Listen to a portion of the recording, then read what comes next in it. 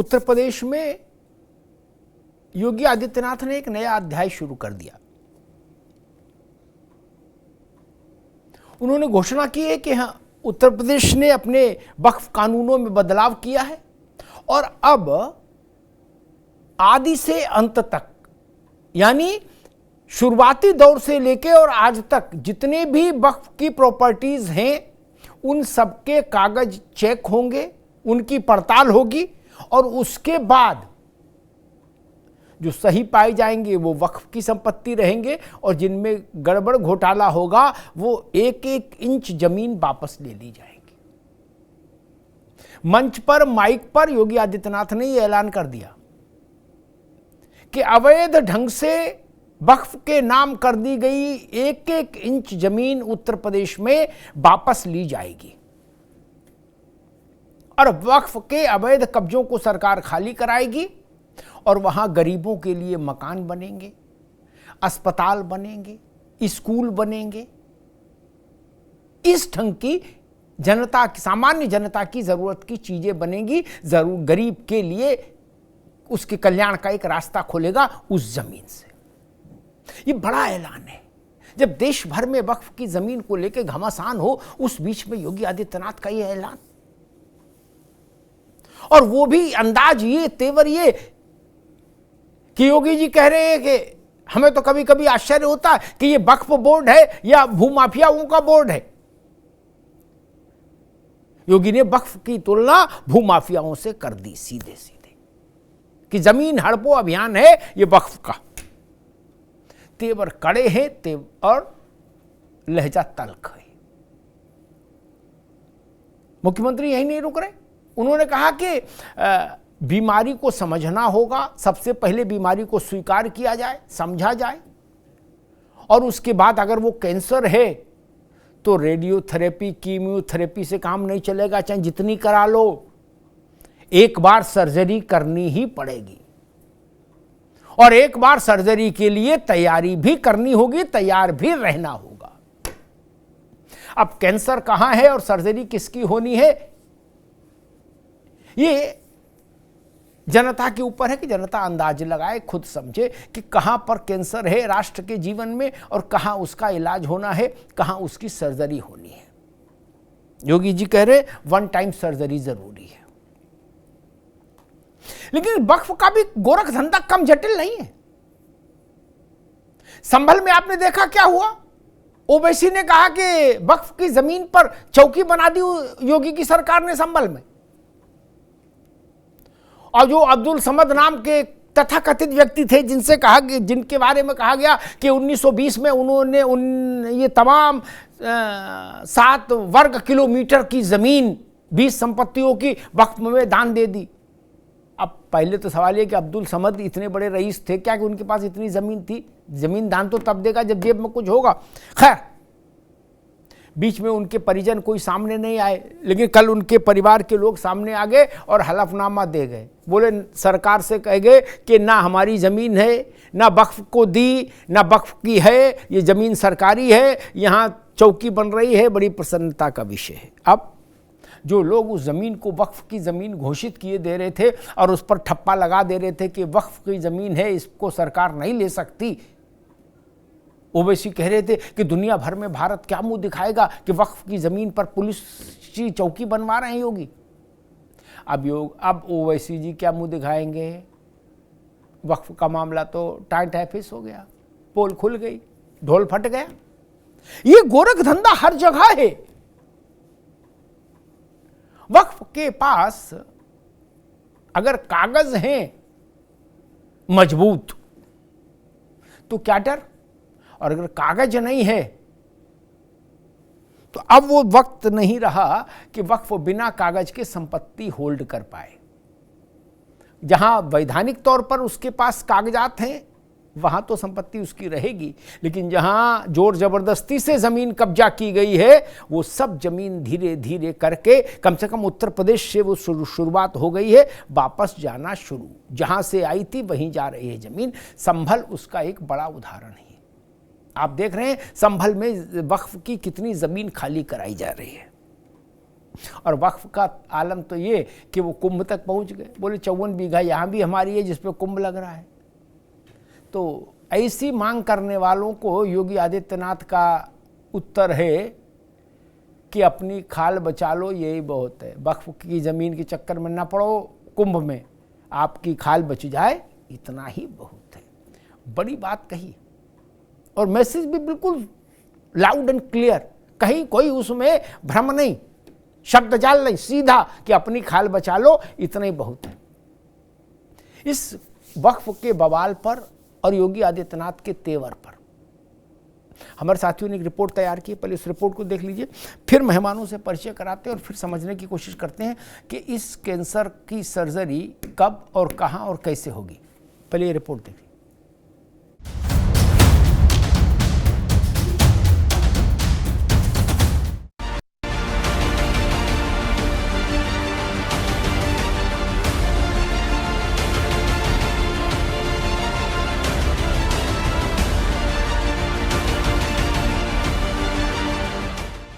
वक्फ की जमीन को लेकर होने वाली जंग वैसे तो कोई नई बात नहीं है, लेकिन बीते दिनों संभल से लेकर संगम तक वक्फ के नाम पर जो बवाल मचा, उसने वक्फ के किरदार पर तमाम सवाल उठा दिए हैं। इसी को लेकर सीएम योगी ने एक कार्यक्रम में कहा कि मैं कभी कभी आश्चर्यचकित होता हूं कि ये वक्फ बोर्ड है या कोई भूमाफिया बोर्ड बन गया है, मगर याद रखना, एक एक इंच जमीन हम वापस लेंगे। हमने उत्तर प्रदेश वक्फ अधिनियम में संशोधन किया है। दरअसल संगम में संग्राम के बाद जिस जमीन पर पुलिस चौकी बनाई जा रही है, उसका भी वक्फ के नाम पर विरोध किया गया। ओवैसी ने तो वक्फ के कागज समेत सवाल ही उठा दिए। हालांकि इस संग्राम पर तब विराम लग गया जब जमीन मालिक ने भी अपनी सहमति दे दी। एक शपथ पत्र है वो मोहम्मद खालिद की तरफ से उनके प्रतिनिधि, उनके शायद पुत्र हैं, उनके द्वारा यहाँ पुलिस अधीक्षक कार्यालय में प्रॉपर पर्ची कटवाने के बाद में यहाँ आके मिले मेरे से, और उन्होंने शपथ पत्र दिया कि जो शाही जामा मस्जिद है, जो विवादित धर्मस्थल जो अभी वहाँ पे है, उसके पास में जो पुलिस चौकी है, आउटपोस्ट है जिसका निर्माण कराया जा रहा है, उस आउटपोस्ट पे उनको किसी प्रकार की कोई आपत्ति नहीं है। उनका परिवार खुश है इस बात से, और उनका बताना था कि उनके जो पूर्वज हैं उनके बताए के अनुसार वो वहाँ पे देखरेख का कार्य करते थे, लेकिन जब से उनको पता चला है कि वो एक सरकारी जमीन है, उनको चौकी बनाए जाने में किसी प्रकार की कोई आपत्ति नहीं है।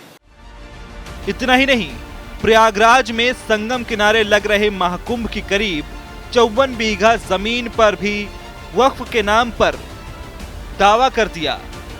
महाकुंभ की जमीन के दावे पर सीएम योगी ने कहा कि महाकुंभ की जमीन पर दावेदारी करने वाले लोग अपनी गनीमत देखो, अपनी खाल बचा लो, यही बड़ी बात होगी। जब इनका बीज भी नहीं फूटा था, हमारी कुंभ की परंपरा उससे पहले की है।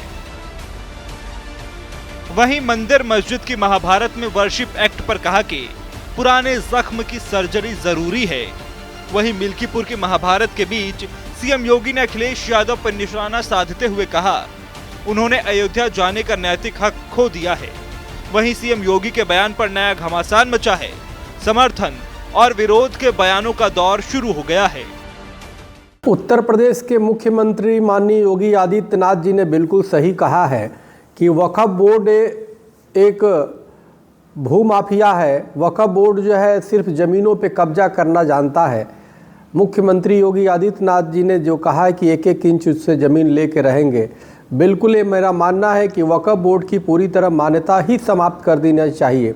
और जो भी उसने अपनी भू को, अपनी कुछ ज़मीन को जो देश का है उसको कब्जा किया है, उस ज़मीन को गरीबों में, असहायों में, जो बेघर हैं उनमें बांट देना चाहिए। उसके पैसे को तमाम जो ज़रूरतमंद गरीब लोग हैं उनमें बांट देना चाहिए। बहरहाल वक्फ बोर्ड का मुद्दा जहां जेपीसी के पाले में है, वहीं उत्तर प्रदेश की परिधि में अब वक्फ की मनमानी पर सीएम योगी ने साफ चेतावनी दे दी है। ऐसे में सीएम योगी के इन तेवरों पर सवाल यह है कि आखिर सीएम योगी के बयान के मायने क्या हैं?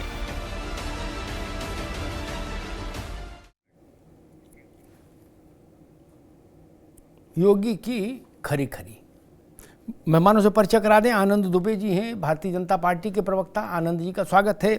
एसके दुबे जी हैं प्रवक्ता समाजवादी पार्टी, दुबे जी का स्वागत है। हाजी नाजिम हैं राजनीतिक विश्लेषक, नाजिम साहब का बहुत स्वागत है। माँ यति चेतनानंद हिंदू धर्मगुरु अभी हमारे साथ जुड़ेंगे। हाजी नाजिम साहब, मुख्यमंत्री ने लक्ष्मण रेखा खींच दी कि सारे कागज चेक होंगे, 13वीं शताब्दी से लेके आज तक के सारे कागज चेक कराओ, अगर जमीन कानून सम्मत ढंग से वक्फ की है तो ठीक, और नहीं है तो एक एक इंच, मैं उनके शब्द उद्धृत करता हूं योगी आदित्यनाथ के, एक एक इंच जमीन वापस लेंगे। उन्होंने कहा लगता है वक्फ बोर्ड माफिया बोर्ड में बदल गया, भूमाफिया बोर्ड। हाँ अमिताभ जी, मेरी आवाज आप जी सुन पा रहे हैं? आ रहे। हाँ अमिताभ जी, देखिए मैं अपने बात की शुरुआत एक शेर के साथ करना चाहता हूँ। देखिए, चलती बंदूक के दहाने पे हैं, हमको मालूम है हम निशाने पे हैं। तो अमिताभ जी देखिए, हम तो हमेशा निशाने पे रहा करते हैं, और देखिए जब हम जिंदा हैं तब भी निशाने पर रहेंगे, और जब हम दुनिया से रुखसत हो जाएंगे जब भी निशाने पर रहेंगे। जिंदा इसलिए है क्योंकि भारत के मुसलमान को जिहादी के नाम से संबोधित किया जाता है, और जब हम मर जाएंगे तो फिर ये कहेंगे कि देखिए हाजी नाजिम दुनिया से चला गया, लैंड जिहाद करके चला गया। तो हम लोग तो हमेशा निशाने पे। और रही बात यहाँ पर, देखिए माननीय मुख्यमंत्री योगी नाथ जी ने जिस तरीके की बातें कही है कि एक इंच जमीन ले लेंगे, तो ठीक है आप ले लीजिए, हमने कहा मना करा।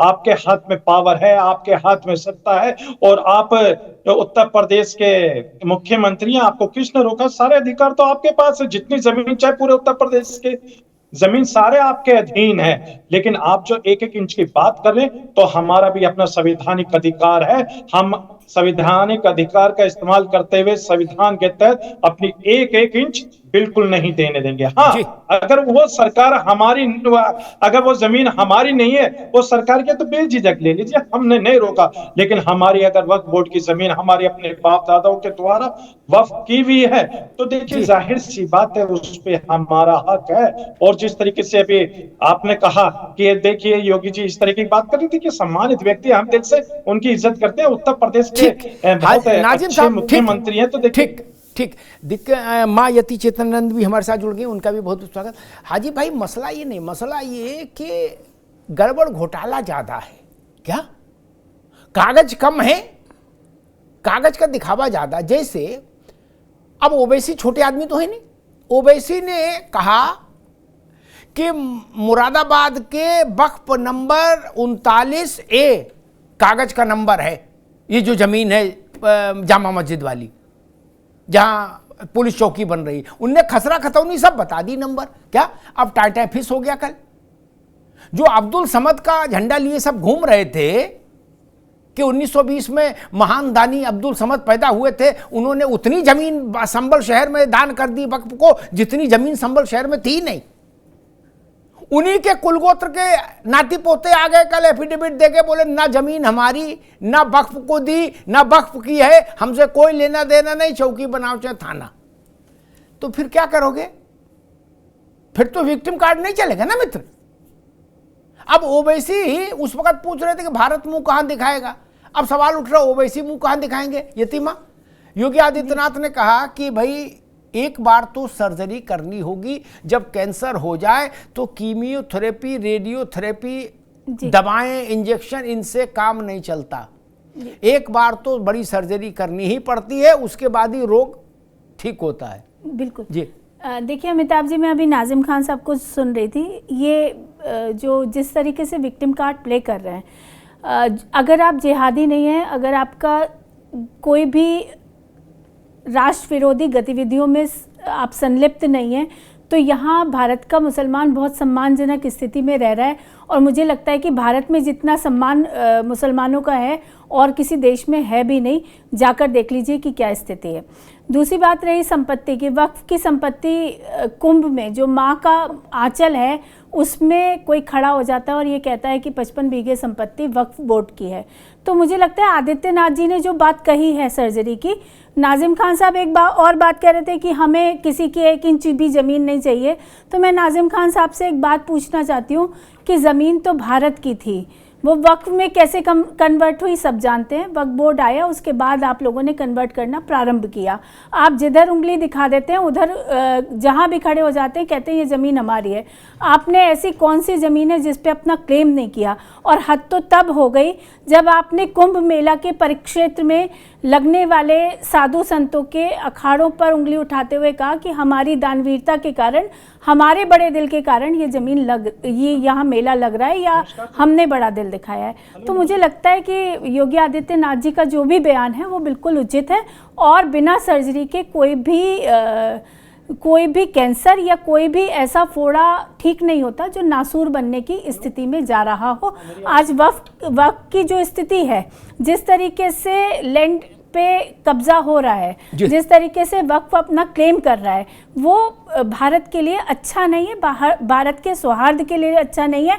और सर्जरी में मुझे लगता है कि किसी को भी कोई दिक्कत नहीं है। जो आपका है वो आपके पास रहेगा, जो हमारा है हमें मिल जाएगा। आपका जितना क्लेम है वक्फ का, बहुत जहाँ तक मुझे ज्ञात है, जो वक्फ संपत्ति है उसका जो मोटिव था वो बहुत प्योर था, लेकिन धीरे धीरे वो जमीन कब्जाने का जरिया बन गया उन लोगों के लिए जो उस पर जमकर बैठ गए और जिन्होंने अपने लालच की पूर्ति के लिए इस संपत्ति का उपयोग किया। ना तो किसी विधवा महिला के लिए, ना शिक्षण संस्थाओं के लिए, ना किसी गरीब बच्ची की विवाह के लिए इसका उपयोग हुआ। ठीक बात। 3 बड़े धार्मिक समागम हैं विश्व में। दुबे जी आपके पास आ रहा हूं। आज तो हमारे साथ दोनों दुबे जी हैं, समाजवादी पार्टी से भी और भाजपा से भी। 3 बड़े वैश्विक स्तर पर 3 बड़े धार्मिक समागम हैं। एक क्रिश्चियंस का है ईस्टर, मुसलमानों का है हज और सनातनियों का है कुंभ। 3 बड़े धार्मिक समागम हैं, और भी हैं लेकिन बड़े 3 हैं। हज 1400 साल है। पहली बार जब 50 लोगों के साथ मोहम्मद साहब चले काबा, तो वो वहां से मानते हैं कि हज की शुरुआत वही है, 1400 साल। ईसा चले जिस रास्ते पहली बार अपने शिष्यों के साथ, उसको 1700 साल का टाइम फ्रेम है। लेकिन दुबे जी, कुंभ कब से शुरू हुआ ये तो कहीं है ही नहीं। 2500 वर्ष हो गए गौतम बुद्ध, भगवान बुद्ध को परिनिर्वाण हुए, उनको ब्रह्मलीन हुए, ठीक 2500 वर्ष। उनके एक उपदेश में आता है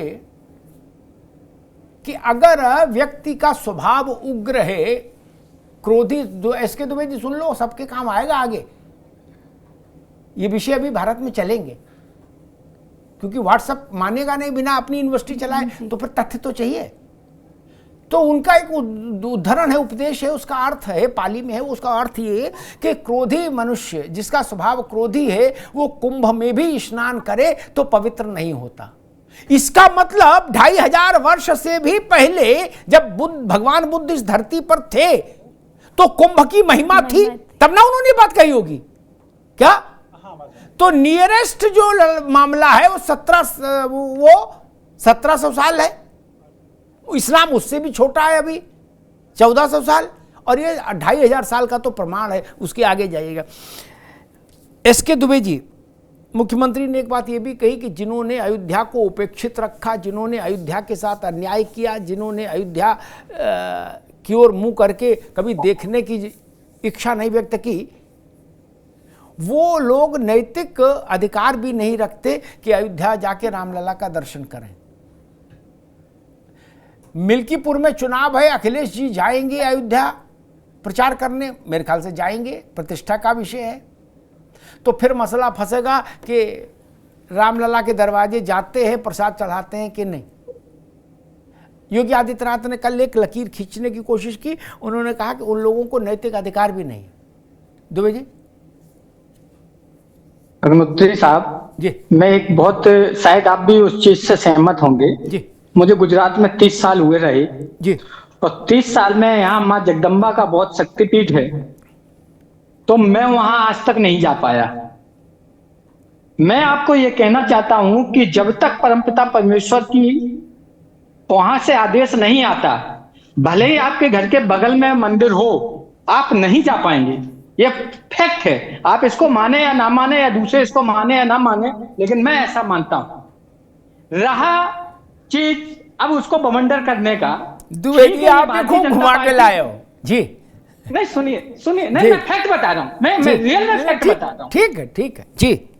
माँ जगदम्बा का यहाँ बहुत बड़ा गुजरात में वो है, और मैं 30 साल रहा, मैं नहीं जा पाया, और मैं ये इस बात को स्वीकार करता हूं कि शायद उनकी इच्छा नहीं थी।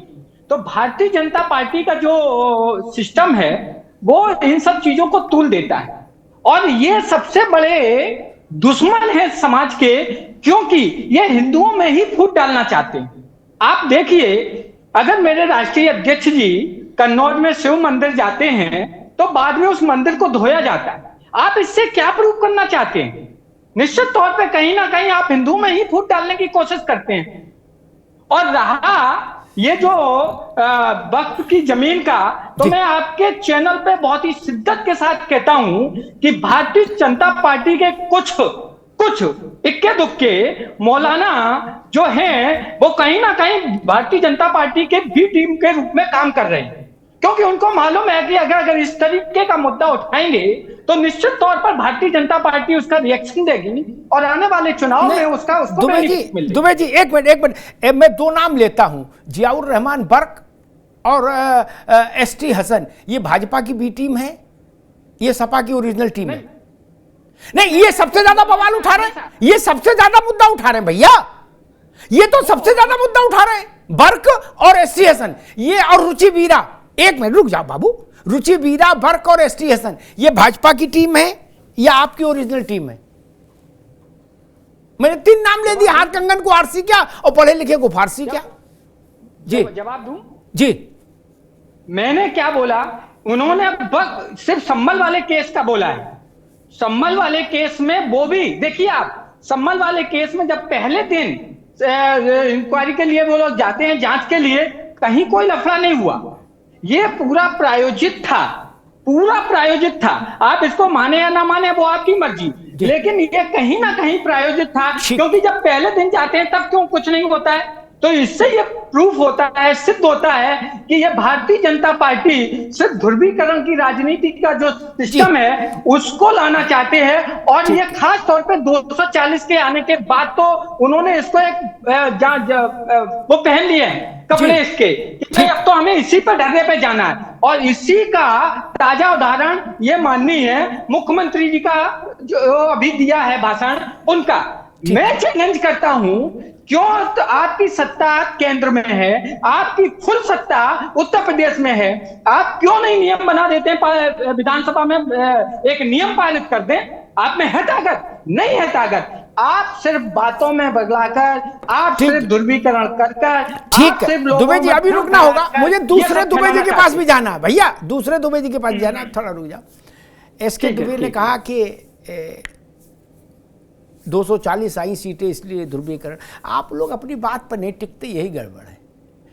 जब 303 थी, उनने अयोध्या में मंदिर का शिलान्यास किया तो भी आप नाराज थे, बोले राजनीति कर रहे हैं। शौचालय बनाने की जगह बताइए मंदिर बना रहे हैं क्या? तब भी आप परेशान थे, बेचैन थे, तब तो 303 थी अपनी घर की क्या? तब भी आप परेशान थे, आज भी आप परेशान हैं। काहे को परेशान हो? उनकी सरकार गिरेगी तो गिर जाएगी।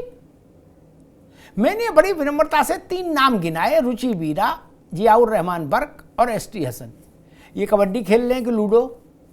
ये राष्ट्रवाद के लिए लड़ाई लड़ रहे हैं? ये क्या कर रहे हैं अपने अपने इलाके में? और दुबे जी, मुझे एक तकलीफ तब हुई, जियाउर रहमान तो चलो छोड़ो, शफीकुर रहमान उनके बाबा जैसे थे वैसे ये हैं।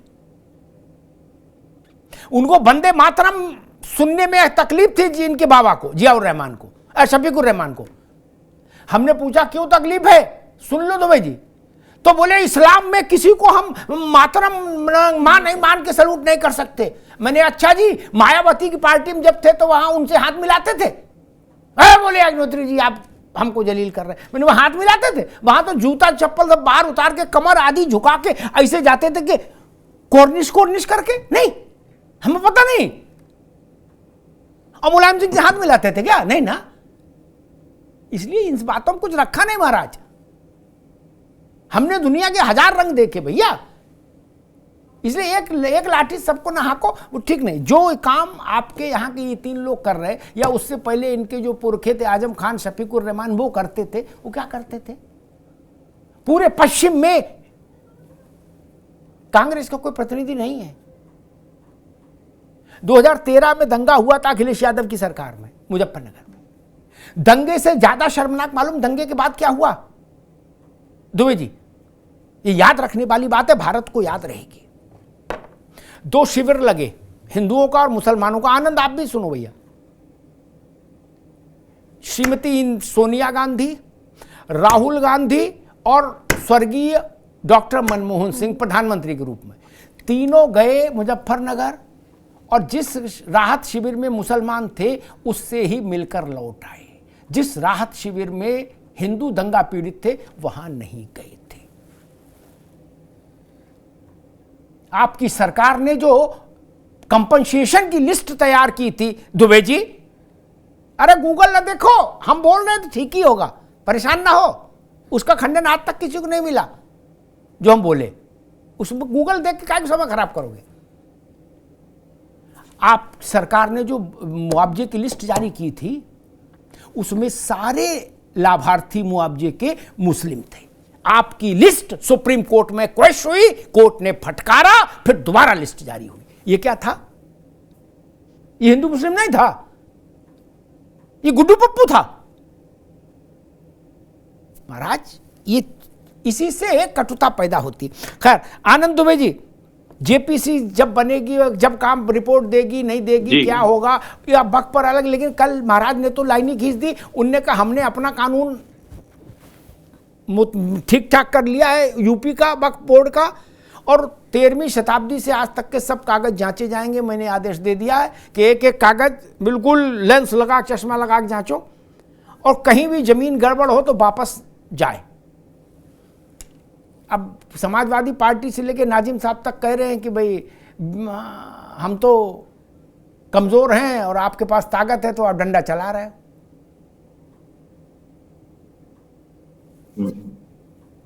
अमिताभ जी, मैं इन बातों पे आऊंगा, लेकिन आज जो समाजवादी पार्टी के प्रवक्ता बैठे हुए हैं दुबे जी, उन्होंने 2 बातें बड़ी अच्छी कही हैं और सच्ची भी कही। एक, उन्होंने ये कहा कि मैं 30 साल गुजरात में रहा लेकिन वहां पे बहुत बड़ा मंदिर है, मैं नहीं जा पाया।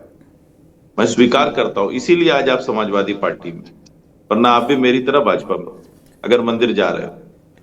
दूसरा मैं आता हूं, इन्होंने कहा कि संभल में दंगा प्रायोजित था।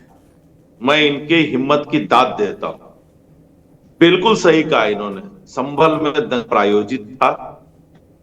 और इसीलिए जनेऊ दिखा रहे हैं दुबे जी, देख लो भैया, आनंद बाबू जनेऊ दिखा रहे हैं इसके दुबे जी। और चुटिया भी शिखा। आप, अरे बहुत बहुत अच्छी बात है, दोनों लगाइए, लेकिन मंदिर मत जाइए। यज्ञोपवीत, शिखा और तिलक, वो कह रहे हम तीनों धारण किए। हाँ, तीनों धारण किए, लेकिन वो मंदिर जा नहीं पाए थे, मैंने सिर्फ उस पे कहा। और तीनों धारण करके समाजवादी पार्टी में ही है तो और बड़ा गुनाह है। तो अब इन्होंने कहा, तो जिन लोगों ने संभल दंगे को स्पॉन्सर किया था वही लोग आज चिल्लाते हुए फिर रहे हैं, वही कह रहे हैं दादा रे दादा ये क्या हो रहा है। कहां योगी जी एकदम ताने पड़े हैं। मैं पहले भी कह रहा था और अब भी कह रहा हूं, जिन लोगों ने संभल में हिंसा भड़काने की कोशिश की है उन्हें कोई नहीं बचा सकता। उत्तर प्रदेश के मुख्यमंत्री योगी आदित्यनाथ जी, और यहां न्याय होगा, हर पीड़ित के साथ न्याय होगा, जिनके ऊपर अत्याचार हुआ है उनके साथ न्याय होगा। अब मैं लौटता हूं, इन्होंने कहा विक्टिम कार्ड खेला, कहा जी साहब हम बड़े कमजोर हैं। अमिताभ जी, वक्फ का कानून इनके पास, माइनॉरिटी इंस्टीट्यूशन इनके पास, अपने पर्सनल लॉ इनके पास, सारे जितने इनके दरगाह से लेके सब उनको संचालन करने की ताकत इनके पास, सब कुछ इनके पास। सरकारी खर्चे पर चलने वाले संस्थान इनके पास, फिर भी ये कमजोर हैं। इतने कमजोर हैं कि लाखों हेक्टेयर जमीन कब्जा ली। तमिलनाडु में पूरे गांव पे दावा कर दिया, वहां एक मंदिर था उस पे भी कर दिया, तिरुचेंतुरई। अब आप आइए इसी तरह केरल में अभी कुछ दिनों पहले एर्नाकुलम के मुनब्बम गांव में का ये पूरा गांव वक्फ की प्रॉपर्टी। तो जहां चाहो झंडा गाड़ दो, जहां चाहो उंगली उठा दो और कहो कि नहीं, अगर कोई विरोध करे तो कहे नहीं हम कमजोर हैं, हमारा विरोध मत करिए। ये तो गजब हो गया कि जबरा मारे और रोए भी न दे। माने आप हमारे ऊपर कब्जा कर लीजिए और हमसे कहिए कि आप कुछ मत बोलिए क्योंकि हम कमजोर हैं, इतने कमजोर हैं कि हम आपका घर हड़प लेंगे, लेकिन आप मत बोलिए। आप बोलेंगे तो ताकतवर कहलाएंगे और हम कब्जा करेंगे तो कमजोर कहलाएंगे। इन्होंने एक शेर पढ़ा ना, मैं भी कह देता हूं कि तुमने लूटा है सदियों हमारा सुकून, अब न हम पे चलेगा तुम्हारा फुसून। योगी आदित्यनाथ जी ने आज नहीं पहले दिन से लकीर खींच दी है। उत्तर प्रदेश में जो भी होगा कानून के दायरे में होगा। कानून से छेड़छाड़ करने की इजाजत किसी को नहीं है। और हां, जो ये कहते थे ना कि कागज नहीं दिखाएंगे, अब कागज लिए लिए फर्जी वाले घूम रहे हैं, देख लो देख लो। तो ये आप जान लीजिए कि इस तरह के जो आप दावे करते हैं, इस तरह के दावों का कोई अर्थ नहीं है। ये कह रहे हैं कि कुंभ सोचिए कि मां गंगा के धारा के बीच में कह रहे हैं ये हमारी प्रॉपर्टी है। आपको याद होगा अमिताभ जी, इन्हीं के लोगों ने कहा संसद में भी हमारा है, राष्ट्रपति भवन के अंदर भी कोई वक्फ की प्रॉपर्टी बता रहे थे लोग। कुछ बचा नहीं है। जहां कहेंगे कि मतलब जहां आप कह दीजिए कहेंगे वही प्रॉपर्टी हमारी है। लेकिन एक एक इंच जमीन जो योगी आदित्यनाथ जी ने कही है वो एकदम सत्य कहा है। अगर गलत तरीके से वक्फ के नाम पर कुछ लोग उसके मजे ले रहे हैं, कुछ लोग उसको कब्जा किए हैं, तो उनसे खाली कराएंगे। और उन्होंने स्पष्ट किया है कि इस पर क्या बनेगा, स्कूल बनेगा, कॉलेज बनेगा, अस्पताल बनेंगे, गरीबों के लिए मकान बनेंगे, वृद्ध महिलाओं के लिए, विधवा महिलाओं के लिए आश्रय स्थल बनेंगे, ये बनेंगे। ये तो अच्छी बात है, आप भी तो यही चाहते हैं। ठीक बात आनंद जी। हाजी नाजिम, एक कागज दिखाने में तो मेरे ख्याल से कोई आपत्ति नहीं होनी चाहिए। किसी भी बैनर को ये अधिकार नहीं होना चाहिए कि जहां निगाह डाल दे वो जमीन उसकी हो जाए, चाहे कोई हो। आप एक मैं बहुत ब्लंट उदाहरण देता हूं कि गड़बड़ किस लेवल का है ये समझो। अभी लेवल समझना जरूरी है। संभल शहर टोटल 5 वर्ग किलोमीटर जमीन पर बसा है। कितने पे हाजी भाई? 5 वर्ग किलोमीटर, ठीक। और अब्दुल समद नाम का जो आदमी खोजा गया, एक काल्पनिक पात्र है, असली पात्र है मुझे नहीं पता, कि 1920 में इसने 7 वर्ग किलोमीटर संभल शहर में जमीन वक्फ को दे दी थी 20 प्रॉपर्टीज में। 1 बाल्टी पानी था और 2 बाल्टी का दावा आपने ठोक दिया। कभी आप लोग सोचते नहीं कि ये सब गड़बड़, आखिर किसी दिन तो ऑपरेशन होगा? नहीं, पूरा पूरा गांव पे आप लोग झंडा फहरा देते हो, बोले पूरा गांव हमारा हो गया, और बोले कुछ नहीं, सब पूरा हो गया। क्या मतलब पूरी फिल्म ही मुगले आजम चला देते हो चाहे जहां। हाजी भाई। हाँ अमिताभ जी, देखिए आपने बहुत अच्छी बात, देखिए भारत की सरजमीं पे हमारा पूरा मालिकाना हक है, क्योंकि हम देखिए भारतीय हैं। और रही बात यह कि जिस तरीके से वक्फ बोर्ड की जमीन की बात अभी आनंद दुबे जी भी कह रहे थे कि 1-1 इंच, भाई ले लीजिए 1-1 इंच, क्या आप तो पूरी भारत की सरजमीं आपके अधीन है, तो आप ले लीजिए। और यहाँ के जो मुसलमान है उनको आप बाहर भेज दीजिए। जिस तरीके की आप बात करते हैं, आप कहते हैं कि भारत के मुसलमान को पाकिस्तान भेज देंगे, भाई भारत का मुसलमान पाकिस्तान कहाँ जाओगे? वहां तो वैसे रोटी नहीं खाने को, पाकिस्तान कौन भेजेगा, कौन जाएगा? बाहर रोटी कहाँ है? हाँ अमिताभ, हाँ, यहाँ गुरु यहाँ बिरयानी है, वहां रोटी भी नहीं है, कहाँ चक्कर पड़े हो? पाकिस्तान की ओर न देखो। हाँ जी, हाँ नहीं, अमिताभ जी सुन लीजिए, मैं ये कहता हूँ कि जो लोग ये सोचते हैं कि भारत के मुसलमान को पाकिस्तान भेज देंगे, ये उनका अपना भ्रम है, वो भ्रम पाल रखे हैं दिल के अंदर। भारत का मुसलमान भारत की सरजमी पे पैदा हुआ और भारत की सरजमी पे ही दफन हो जाएगा। इनका एक तो भ्रम है, ये हम खत्म कर देंगे। दूसरी बात यह है, जो ये बार बार भारत के कहते हैं ना कि पाकिस्तान के लिए, तो हम कहते हैं हम अपने हिंदू भाइयों से भारत में कोई आपत्ति, नफरती लोग हैं जो मुसलमानों से नफरत करते हैं और वो चाहते हैं कि मुसलमान भारत में न रहे। तो भाई आपके लिए नेपाल एक हिंदू राष्ट्र हुआ करता था, आप वहां जा सकते हैं, आप श्रीलंका जा सकते हैं। और तो और देखिए, हमारे हिंदू भाइयों की आस्था जो चाइना ने कब्जा कर रखा है, जिसमें शिव जी रहते हैं, कैलाश मानसरोवर, भाई वो हम चाहते हैं कि आप वो हमारे हिंदू भाइयों की आस्था को भारत में लेकर आ जाए। अब आ जाती है वक्फ बोर्ड की जमीन की बात। देखिए अर्शद साहब ने बिल्कुल, देखिए सम्मानित व्यक्ति है, उन्होंने बिल्कुल पॉइंट टू पॉइंट बात कही है। अभी देखिए 2027 आएगा, जो हमसे एक एक इंच की जमीन हमसे लेने की बात करते, तो हो सकता है आनंद दुबे जी अपनी जमीन को भी ये कह देंगे कि ये हमारी अपनी जमीन नहीं है, क्योंकि इस पे इन्होंने कब्जा कर रखा है। तो मैं ये कहना चाहता हूँ, जो हमारे बाप दादाओं की जमीनें हैं, जो वक्फ कर दी गई, जिस तरीके से कुंभ के मेले में एक सरताज के नाम पे बताई गई थी कि सरताज ने कुंभ के अंदर जमीन दान वक्फ की थी। तो देखिए मैं ये कहता हूं कि अभी रुकना होगा, नहीं है। ठीक है, 10 सेकंड और चाहिए, 10 सेकंड और। और जिस तरीके से अभी इन्होंने ये कहा था कि देखिए वहां पार्लियामेंट पे भी इन्होंने दावा कर दिया था कि वहां पर आपको बता दूं, बदरुद्दीन अजमल साहब बड़े ही सम्मानित व्यक्ति हैं, उन्होंने कोई ना कोई एविडेंस उनके पास है, तभी उन्होंने बदरुद्दीन तक। लेकिन छोड़ो महाराज, किसी भी सांसद अरे से किराया नहीं बदरुद्दीन को लिया। छोड़ो, अरे रुक जाओ, बदरुद्दीन छोड़ो, यहीं रहो। सबसे बड़ी समस्या क्या आती है दुनिया भर में, यतीमा आपके पास आ रहा, दुनिया भर में थंब रूल क्या है? मैं आज ये कह दूं कि मैंने 1 लाख एकड़, आनंद जो 1 लाख एकड़ जमीन मेरे पुरखों ने दान की, तो मुझसे आनंद दुबे पूछेंगे आपके पुरखे क्या थे? हैं? हिंदुस्तान के राजा रजवाड़े थे? बोले नहीं। सरताज बेच रहे थे मूंगफली, हैं? और अब्दुल समद बेच रहे थे अंडे, और जमीन दान करके 7 वर्ग किलोमीटर। अजब तमाशा मुल्क में है यार। ये मुगल थे क्या? ये कौन थे? सरताज और ये अब्दुल समद, ये कौन थे? ये नवाब थे हैदराबाद के? अरे ये तो खुद अंडे बेच रहे थे यार। इनके पास जमीन कहां से आई? देश में तमाशे को कोई अंत नहीं। मैं मान सकता हूं कि हैदराबाद के नवाब ने कुछ जमीन कहे, हम मान लेंगे।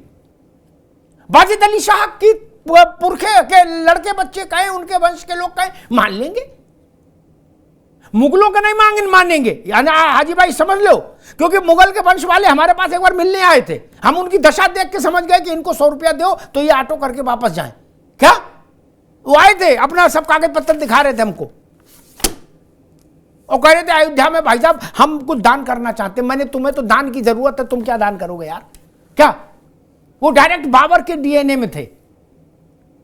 कौन है इतना बड़ा रईस था? यतीमा मैं नहीं समझ पा रहा। कहा जाता है सरताज जी ने 54 बीघा जमीन कुंभ में दी थी। अव्वल तो सब निपट मूर्ख, सरताज हो और चाहे अमिताभ अग्निहोत्री हो, नदी और समुद्र के तट और जल क्षेत्र दोनों राजस्व की परिधि से बाहर होते हैं, वहां किसी का कब्जा नहीं हो सकता। महामूर्ख, निपट मूर्ख। बताइए, मेरा प्रश्न आपसे ये कि सरताज ने 54 बीघा दी इलाहाबाद प्रयागराज में, और अब्दुल समद नाम के किसी अदृश्य व्यक्ति ने 7 वर्ग किलोमीटर जमीन दे दी दान में संभल शहर में। अब ये क्या करते थे? कोई कह रहा है मूंगफली बेचते थे, कोई कह रहा है अंडे बेचते थे। ये लोग भी इतने बड़े भामाशाह हो गए। देखिए अमिताभ जी, मजाक बना के रख दिया वक्त की संपत्ति का, और ये सारा खेल अभी बात कह रहे थे कि हमें कोई कह देगा कि हाजी नाजिम जो है वो लैंड जिहाद करते हुए मर गए और हम जिहादी हैं। तो ये वही खेल है, वो सच्चाई नाजिम खां के मुंह पे आ जाती है अमिताभ जी। 54 बीघे का क्लेम करने वाले और जो संभल में पुलिस चौकी की जगह को क्लेम कर रहे हैं, उनके अपने ओढ़ने बिछाने के लिए चादर नहीं, और वो जमीन इतने बड़े दानवीर हो गए कि वो संपत्ति को दान कर रहे हैं। ये जो खेल है ये बहुत भयानक है। वास्तव में इस्लाम की जो परिकल्पना है वो ये बताती है कि आप जहाँ पर झंडा गाड़ दें वो ज़मीन आपकी, क्योंकि राष्ट्र में तो कोई विश्वास है नहीं इनका। तो ये तो विस्तारवादी नीति के चलते आज ये घर कब्जा लिया, कल वो जो हमारे मंदिरों पर कब्जा, नाजिम खान साहब सुनिए, जो हमारे मंदिरों पर कब्जा कर सकते हैं वो हमें जमीन दान करेंगे। जिन्हें अपनी मस्जिदें बनाने के लिए भारत में जमीन नहीं मिली वो ये दावा करते हैं कि हमने वक्फ को संपत्ति दान कर दी। सुन लीजिए नाजिम खान साहब, जिन्हें अपनी मस्जिदें, जो जिन्हें आप भारत का बादशाह बताते हैं, उन्हें अपनी मस्जिदें बनाने के लिए हमारे मंदिरों को तोड़ना पड़ा। वो आज ये दावा करते हैं कि हमने जमीनें दान की। नाजिम खान इतनी बड़ी हैसियत नहीं है भारत में किसी की कि वो भारत को कुछ दान कर सके। और कम से कम गंगा के परिक्षेत्र में, गंगा के मां गंगा के आंचल में जो त्रिवेणी बहती है, अरे आप झूठ बोल रहे, इस तरीके से झूठ मत बोलिए आप। सुनिए यति जी, आप झूठ बोलेंगे तो मैं क्यों सुनूंगा? देश नहीं सुनेगा आपकी बात। हाजी नाजिम को सुनो भाई, अगर आप झूठ बोलेंगे और न पहनने को कपड़ा, न पैर में जूता, आश्रम के पास कितनी जमीन है थोड़ा सा ये बता दीजिए। संबल में जो जमीन का दावा लेकर आए थे ना, जमीन है वो तो बता दीजिए। मठ के पास कितनी जमीन है वो तो बता दीजिए। जरा पहले उस मुकदमे को लड़िए, उनकी पैरवी कीजिए, उनकी जान बचाने का प्रयास कीजिए। मैं दोनों को रोकूंगा, यतीमा को भी, हाजी नाजिम को भी, दोनों को रोकूंगा। एसके दुबे साहब, हाजी नाजिम में रोकना। एसके दुबे साहब, ये तो बात सही है, इसका सपा बसपा भाजपा कांग्रेस से कोई लेने देने नहीं। तो यूनिवर्सल बात है कि जिसके पास होगा मालिकाना हक वही दान करेगा क्या? अब ऐसे ऐसे नमूने आ रहे हैं, बोले सरताज है, बोले सरताज कौन है कोई नहीं जानता। प्रयाग में मूंगफली बेचते थे कि अंडे बेचते थे कि आमलेट बेचते थे, किसी को नहीं पता। बोले 54 बीघा दे गए थे।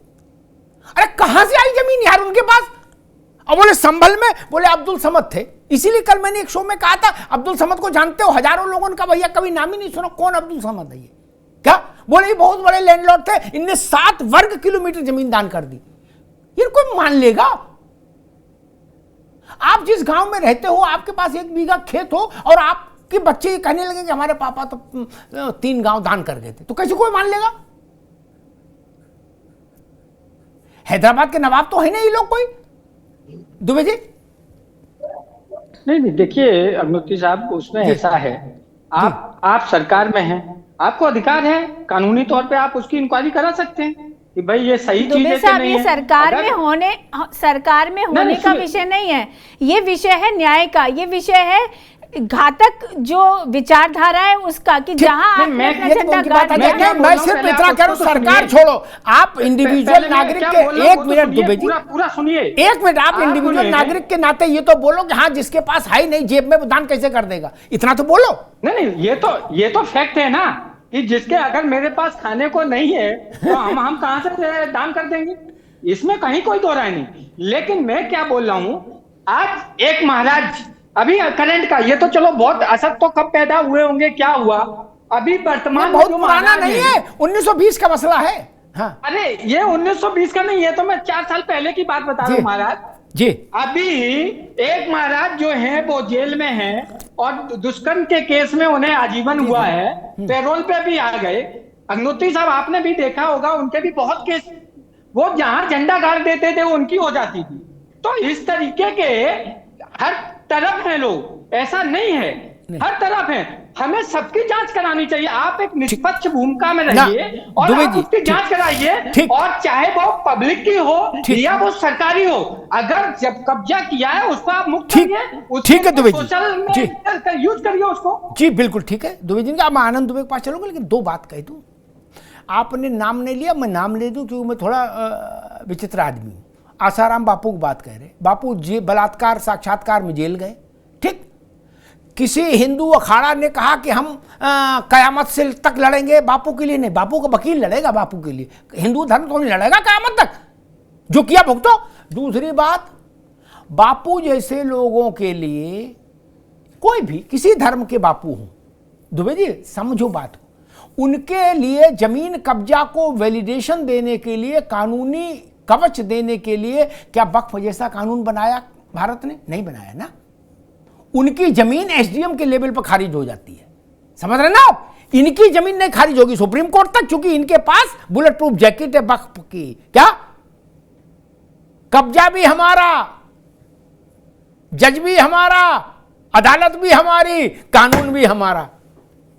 लाहौल वेला कुव्वत। क्या ऐसा किसी दूसरे धर्म के लिए बनाया क्या? हिंदू धर्म के लिए बनाया है क्या? आप अभी कब्जा लो जमीन, भाग्य अच्छा होगा तो बच्चा बच भी सकती है, नहीं तो आनंद दुबे आप खिलाफ एप्लीकेशन दे देंगे, डीएम क्या नप जाएंगे? आप नप जाएंगे ना तुरंत। अब ले लो संन्यास और कब्जा के देख लो, ये भ्रम भी दूर कर लो। गेरुआ कपड़ा पहन के 10 बीघा जमीन दे कब्जा के देखो कहीं, वक्फ कर सकता है, क्योंकि वो तो समुद्र में भी जमीन अपनी बता रहा, कह रहा वो संगम में भी हमारी है। ये फर्क है महाराज। इसलिए जितने लोग जेल गए उनको बचाने कोई नहीं आया सड़क पर। क्या आया? नहीं ना। किसी ने नहीं कहा कि 15 मिनट के लिए पुलिस हटाओ तो हम देश में हिंदू खत्म कर देंगे। किसी ने बोला क्या? ये वही बोलते हैं छोटे वाले, बड़े मियाँ तो बड़े मियाँ, छोटे मियाँ सुभान अल्लाह, है ना। इसलिए इस बात को समझिए। आनंद दुबे जी वो कह रहे हैं कि हिंदू धर्म के धर्माचार्यों ने भी तो जमीन कब्जा की, ये बात हाजी नाजिम भी कह रहे, और मेरे ख्याल से दुबे जी भी वही इशारा कर रहे थे, वो पूरा नाम नहीं ले पा रहे थे। नहीं अमिताभ जी, आपने क्लैरिफाई कर दिया ना कि अगर किसी ने इस तरह का किया है तो एसडीएम के लेवल पे भी खारिज हो जाता है। होने वाले कई लोग जेल गए हैं, कानून के दायरे में सजा भुगत रहे हैं, कितनों की 4 दीवारियां गिरी हैं, कितनों की जमीनें जो है सरकार ने ली हैं। लेकिन एक बात जो ये अभी कह रहे थे, देखिए हाजी नाजिम की बातों में देखिए, हमने दान किया, हम थे, हमने दे दिया। इनके अंदर आज भी वही बोध कि देश जो है वो हमारे पूर्वजों की प्रॉपर्टी थी। अरे भैया, कहां वो अफगानिस्तान से या कहीं और से जमीन लाद के घोड़े पे ले आए थे क्या? यहां जमीन भी यहीं की, लोग भी यहीं के, आप भी यहीं के, 4-6 पीढ़ी पहले हमारे ही साथ थे आप, ठीक। लेकिन अब आप दावा करने लगे कि नहीं जी हम ही दे रहे हैं, सब कुछ हमारा ही है, हम एहसान कर रहे हैं देके। अच्छा, अगर हम मान लेते चलिए आप बड़े दानी थे, तो जब इतनी जमीन आपके पास थी तो विश्वनाथ जी पे चढ़ के आपने मस्जिद बना लिया। उस समय तो पूरा देश खाली था, कहीं बना लेते। नहीं, आपका मन नहीं भरा। आप इतने बड़े दानी थे कि आपने अयोध्या में भगवान श्री राम का मंदिर गिरा के और उसके ऊपर मस्जिद बना ली और कह रहे हम बहुत बड़े दानी हैं। यही काम आपने मथुरा में किया। जगह जगह आपने सिर्फ कब्जा किया। आपने जगह जगह हमारे धार्मिक स्थलों को चिन्हित कर करके आपने उनको अपमानित करने का काम किया, आपने उन पर कब्जा करने का काम किया। और अभी कह रहे कुंभ में कि इसमें भी सब जमीन हमारी है। अरे भैया, आप इतने बड़े दानी अगर होते तो कम से कम ये काम नहीं करते। एक तरफ आप कह रहे हैं हम दानी है, दूसरी तरफ हमारे घर कब्जा कर ले रहे हैं, हमारे देवी देवताओं के स्थान कब्जा कर ले रहे हैं। कौन सी बात आपकी सच मान ली जाए? और अमिताभ जी समय देना, मैं काउंटर करूंगा इनकी सारी और अमिताभ जी देखिए अमिताभ जी विडंबना देखिए, इस देश में सरकारें कैसी चली। 1991 में एक कानून बनता है, people of worship act, places of worship act. उसमें कहा जाता है कि 1947 एक डेडलाइन दे दी जाती है कि उसके बाद आप किसी भी प्रॉपर्टी पर, किसी भी धार्मिक स्ट्रक्चर पर आप कोई क्लेम नहीं कर सकते। और 1995 में वक्त को यह अधिकार दिया जाता है कि वो किसी भी स्थान पर क्लेम कर सकते और उसके दावे को आप चैलेंज नहीं कर सकते। वही नोटिस जारी करेगा, वही सर्वे करेगा और कब्जा कर लेगा।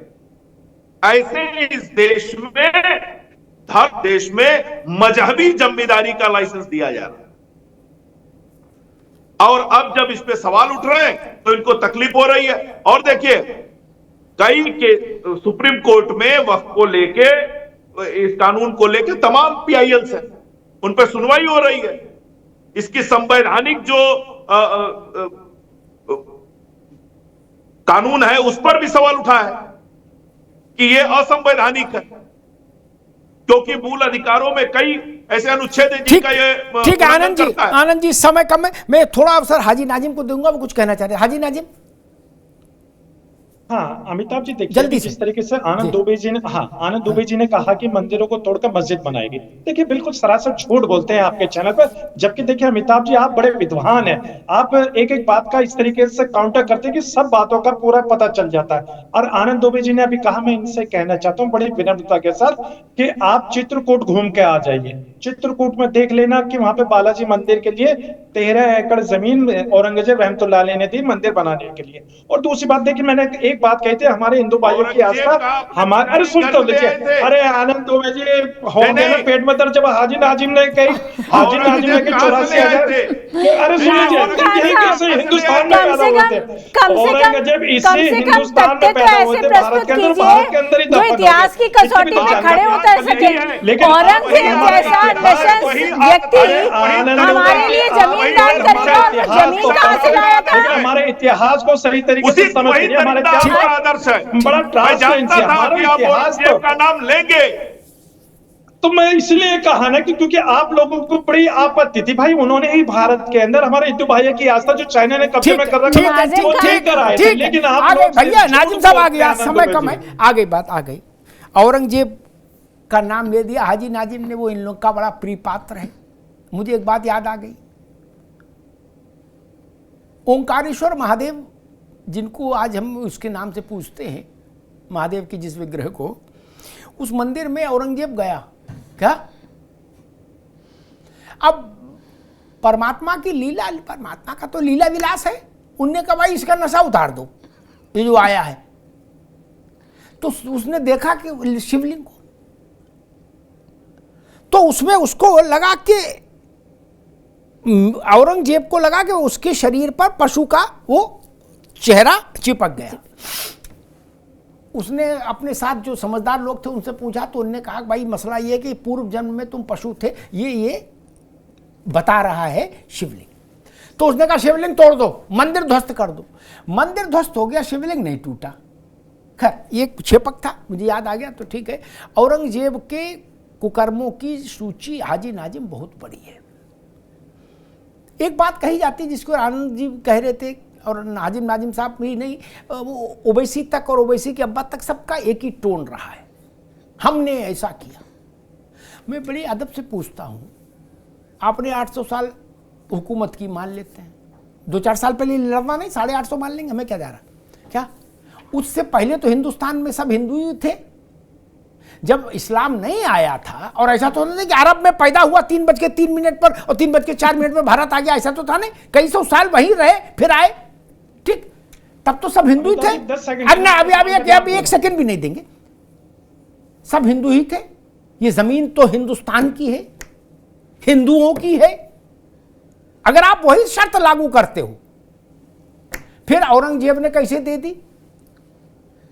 बात ठीक है, बाबर लाया था समरकंद से, रजिस्ट्री कराई थी बाबर ने, नहीं ना। हम कमजोर हुए किसी कारण से, किसी लुटेरे ने मेरे घर पर कब्जा कर लिया, तो घर का मालिक हो जाएगा क्या वो लीगली? इसलिए मैं जितने आक्रांता हैं उन सबको एक सिरे से खारिज करता हूं। मैं उनको भारत का स्वाभाविक नेतृत्व करता नहीं मान सकता।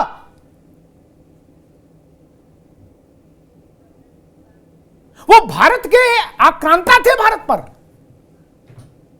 बाबर से लेकर और रंगीले शाह रंगीले तक। और बाद में उनकी क्या दुर्गति हुई वो भी हमको मालूम है। क्या ढोल बजाने वालों ने नंगा करके मुगले आजम बादशाह को दरबार में मारा, दौड़ा दौड़ा के नंगा करके, अंडरवियर तक भी उतार लिया। क्या ये लाल कुआं जो है ना दिल्ली में, भैया नाजिम साहब, यहीं की नाचने वाली पसंद आ गई थी जिले इलाही को, तो उसको ले गए, तो उसके साथ जो घर वाले गए तो उन्होंने राजा बादशाह को मारा था, मुगल को। क्या इसलिए ऐसी कोई विशेष बात नहीं है। और एक और बात है, जिनके पास अपने रहने को झोपड़ी बनाने की जमीन नहीं, वो लोग ये दावा कर रहे हैं कि हमने 7 किलोमीटर, 8 किलोमीटर, 20 किलोमीटर, गांव की गांव, शहर की शहर, प्रदेश की प्रदेश वक्फ में दे दिए। यार मजाक कर रहे हो क्या? ये नशापत्ता बोले जा रहे हो, आपको मतलब है इस बात का? अभी पूछ लिया जाए कि भाई अब्दुल समद को कौन था, ये क्या करता था? 7 वर्ग किलोमीटर जमीन दान देने की हैसियत सम्राटों के अलावा और किसकी हो सकती है?